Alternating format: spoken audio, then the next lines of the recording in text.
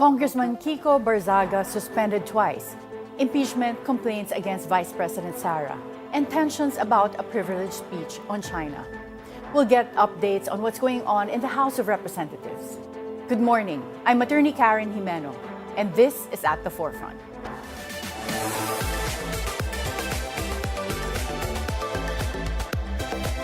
Congressman Kiko Barzaga remains defiant despite a second suspension order against him for unethical behavior. Meanwhile, the House of Representatives is set to tackle 3 impeachment complaints against Vice President Sara Duterte. With everything going on, what bills are Congress working on? To answer this and other questions, we'll be speaking with 4-piece party list representative JC Abalos. He's also the chairman of the House Ethics Committee. Good morning, Congressman JC. Good morning, Atty. Karen, as well as to all our viewers. Thank you for having me on your program. Okay, ang daming nangyayari sa Congress right Yes. now. So let's start since you're the chairman of the House Committee on Ethics. With Kiko Barzaga's suspension, in his social media post, Davao City Representative Paulo Duterte said, disciplinary powers of the House must never be used to silence dissent or override the democratic choice of the people. What was Congressman Pulong implying? That Kiko Barzaga was suspended to silence him?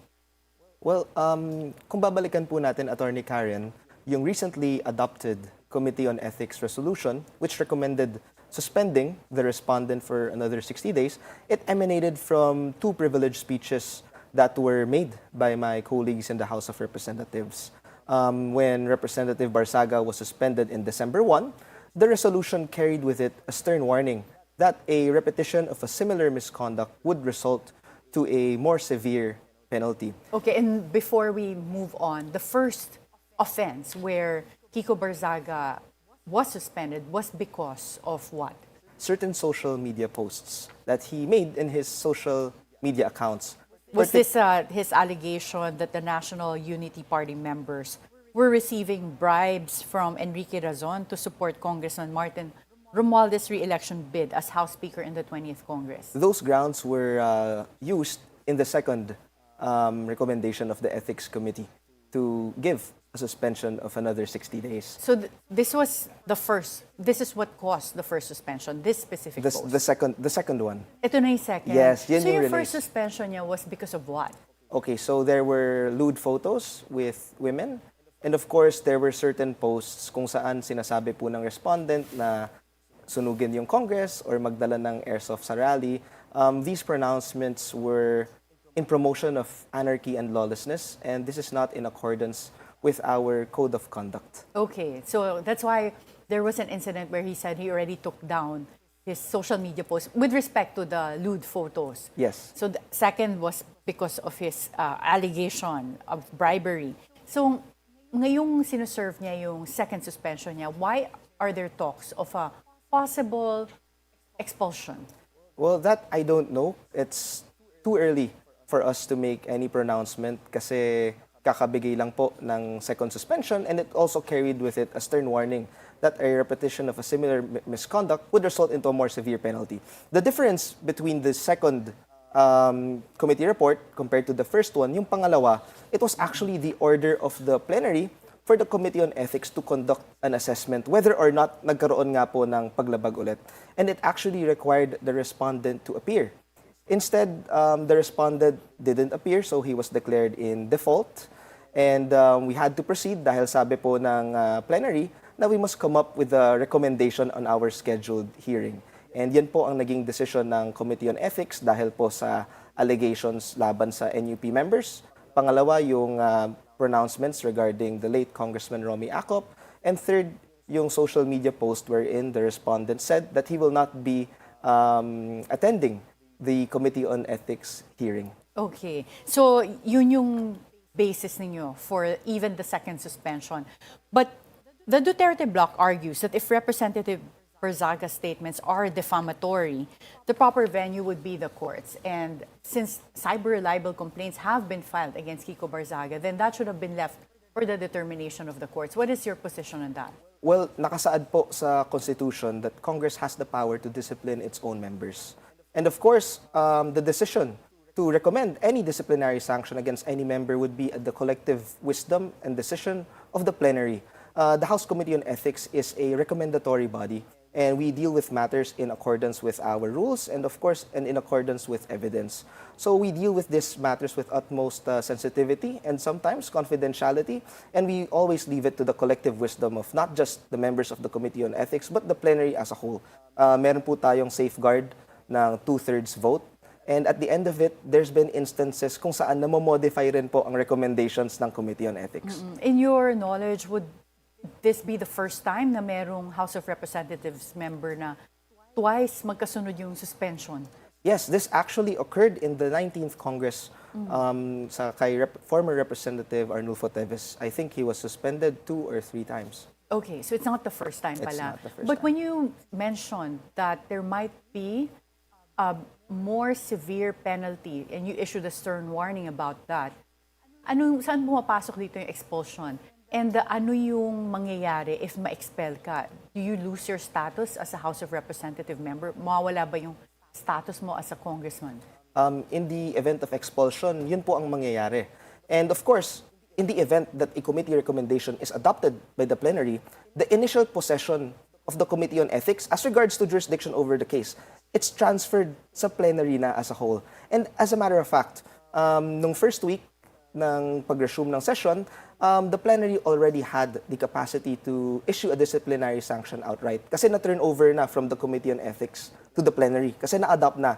Instead, the plenary was actually very lenient because they wanted to afford the respondent an opportunity for him to answer the allegations against him through a hearing. Unfortunately, our respondent did not attend. So he lost his right to be heard. Yes, so he was declared in default and the committee had to proceed because the instruction was for us to conduct an assessment and immediately report our findings. Okay, and you based it on the evidence that Yes. you had to make the decision. May pagkakataon ba na nakikita mo na magkaroon ng third suspension in this case? Well, sa ngayon po, wala naman pong cause of action to discipline any further. However, like I said, since the committee report was adopted by the plenary, any member could stand up and point out in the event na meron pong violation of our latest adopted committee report. And out of curiosity, kung makabalik si Representative Kiko Barzaga sa Congress after his suspension, papayagan pa ba siya na ituloy yung vlogging niya while you have your sessions or while he's there in plenary? Well, as regards po dun sa vlogging or sa mga social media posts, hindi naman siya inherently bawal per se. Of course, since we are elected public officials, we have to abide by the standards that are imposed upon us. And of course, naka-adopt rin po ito mismo sa aming rules. And when we took our oath in office, sinabi nga namin, we will abide by the laws and legal orders of the duly constituted authorities therein. So, kailangan galangin po natin ang standards ng House of Representatives. And of course, tuwing may allegation ng paglabag ng ating ethical standards, we will always abide by the proper process. May mga nagreklamo na ba sa Ethics Committee for the vlogging of Congressman Kiko Barzaga? I've seen some of his posts and minsan, even si Sandro Marcos, Majority Leader Sandro Marcos, dinalapitan niya at tinatake niya ng video. So, I could see that, my perception is yung iba feel uncomfortable or baka nahaharas sila. But I don't know if it reaches the level of actual complaints being filed against him in the Ethics Committee. Right. In some instances, in some cases that were filed against the respondent, these posts were made annexes sa mga complaint. So, of course, we always give all of our respondents an opportunity to give their response to these allegations. Well, I guess to answer my question, so merong mga nag-complain because of Congressman Kiko's vlogging Yes. sa plenary? Yes. Okay. And with respect to just making sure that disciplinary action from the Ethics Committee is not weaponized, how do you ensure that this does not cause a chilling effect when it comes to dissent or criticism against members of the House of Representatives? Right. There's nothing inherently wrong as regards to dissent and criticism. Because in a healthy working democracy, yun po ang tungkulin namin bilang mambabatas. And if we were to look at the composition of Congress, iba't iba po ang political parties, iba't iba ang ideolohiya, iba't iba ang pananaw. Yet, we thrive together, we work together, and we are professional and respectful as regards to one another. So there's nothing wrong with that. But of course, since we are elected public officials, we must be mindful of our words and our actions because all of these carry institutional weight, merong political and legal consequences ang aming ginagawa. And of course, kung magkakaroon po ng criticisms, these must be grounded in evidence, these must be grounded in reason, and not the promotion of lawlessness and anarchy. Okay, maiba naman tayo. Recently, there was a tense exchange between House Minority Leader Nonoy Libanan, who is also a member of the 4-piece party list, the same party list as yours, and between him and Congressman Rufus Rodriguez about Congressman Nonoy's privileged speech about China. And Congressman Rufus asked that Congressman Nonoy's speech be struck off the records. Ano na nangyari? Did that get struck off the records, that privileged speech? It didn't get struck off the records, and in my opinion, it was actually a very timely exchange considering that the Philippines will be hosting the ASEAN this year. And I believe in May magkakaroon po ng Coast Guard Forum ang ASEAN, which we will be shepherding. So I think the discussions that happened during the floor is very timely for the information of our public officials. Okay, so what is the House of Representatives' official position when it comes to Philippine-China relations? In the Senate, we can see that there seems to be a division between some of the senators as to how to approach this issue. Pero sa House of Representatives, ano ang position niya? Well, based on the privileged speech that occurred, kung babalikan po natin sa aking pananaw, ang privileged speech ng ating minority leader, ang binanggit niya po dito ang professional conduct and diplomatic consequences.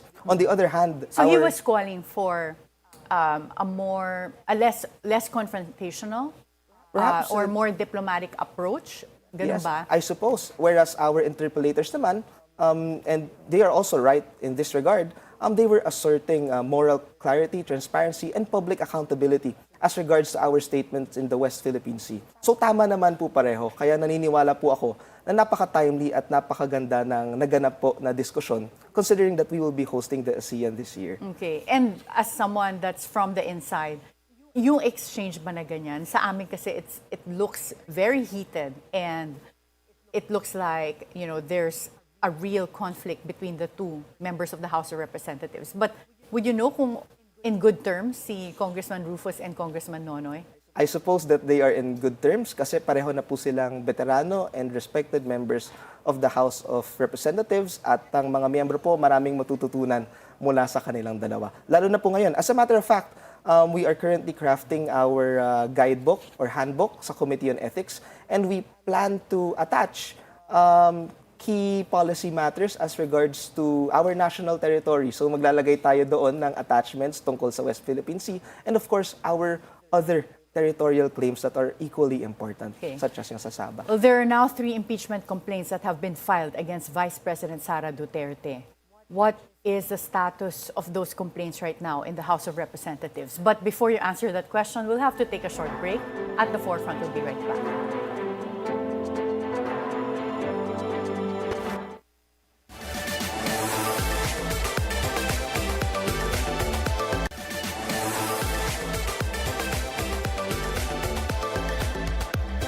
Welcome back at the Forefront, and we continue our conversation with Congressman J.C. Abalos. Congressman J.C., there are now 3 impeachment complaints filed against Vice President Sara Duterte. What is the status of those complaints now in the House of Representatives? Right. Based on my knowledge, I believe that the 3rd impeachment complaint was recently endorsed just this Monday. And it's been transmitted to the Speaker's office, and in accordance with the Constitution, we're expecting it to be included in the calendar of business within 10 days, and of course, yung proper referral po sa Justice Committee within 3 days. So yung pag-take up nito sa House Justice Committee, sabay-sabay na yung 3 impeachment complaints? I suppose that it will be dealt with in the same manner that as to how the Justice Committee dealt with it dun sa impeachment complaints ng ating Pangulo. And of course, this will be in consonance with the recent Supreme Court resolution issued just last January. Okay, so we should be expecting that to happen this end of February, probably all the way up to early March. Yes, kasi kung babalikan po natin yung recent resolution ng Supreme Court, binanggit po doon na ang isang impeachment process, isa po siyang sui generis constitutional and legal proceeding that has a political character.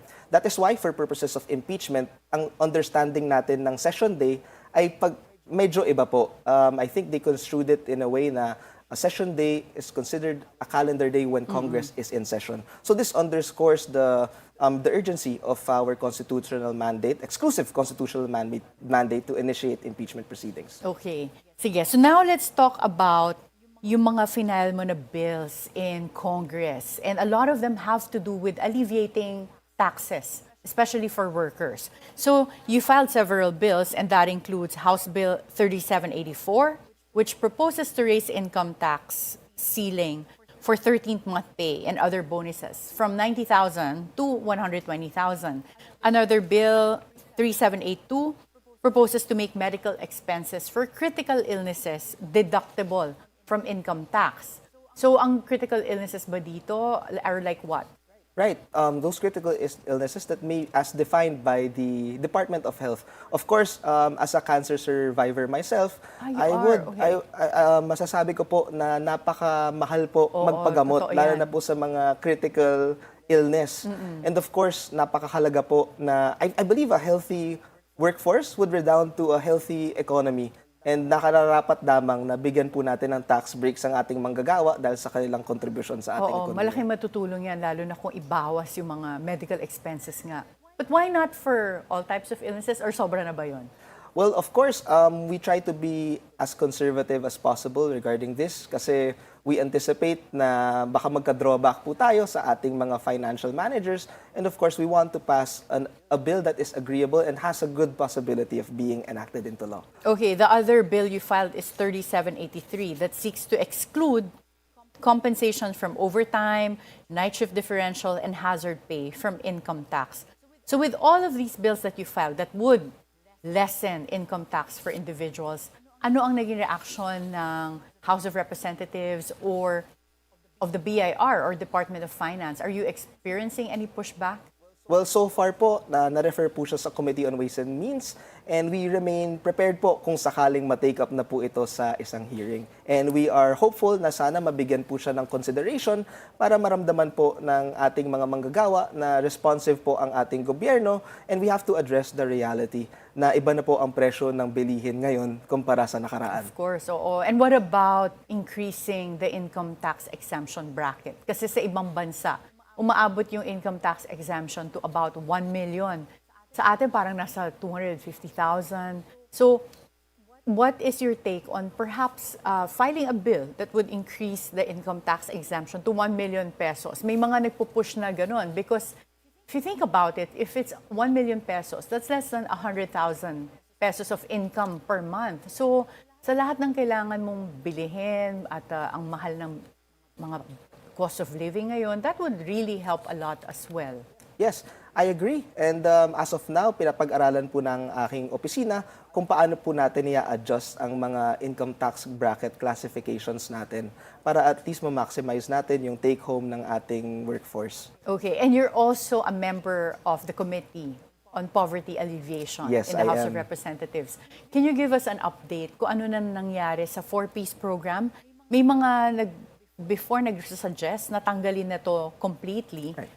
Are there efforts to remove this program or to reform it? Sa ngayon po, maraming reforms na gustong i-introduce ang Kongreso sa 4-piece law. It was enacted into law in 2019, and kung isa kang beneficiaryo ng program, you have a lifespan of 7 years. So this 2026, we're expecting more than 500,000 households or perhaps even 1 million households to exit from the program. Ngayon, mula 2019 hanggang 2026, nagbago na po ang presyo ng mga bilihin, nakaranas tayo ng pandemya, iba't ibang calamities, and yung amount ng cash grant na natatanggap ng isang beneficiaryo, of course, it's now no longer significant. There are pushbacks as regards to some people, pero kailangan natin tandaan, the 4-piece program is a conditional cash grant transfer. Hindi po siya ayuda na basta-basta binibigay. Yung ayuda ba na iba katulad ng AKAP, tinigil na? Yung sa AKAP, wala na po siya. But unlike other social services that our government provides, sa 4Ps, para makatanggap ng cash grant, kailangan pumupunta ang Oo, may mga anak conditions sa eskwela. siya. Oo. Yes. Dapat pinapa-check up mo rin. Kailangan pinapa-check Oo. up. That is correct. And of Yeah. course, we have family development sessions.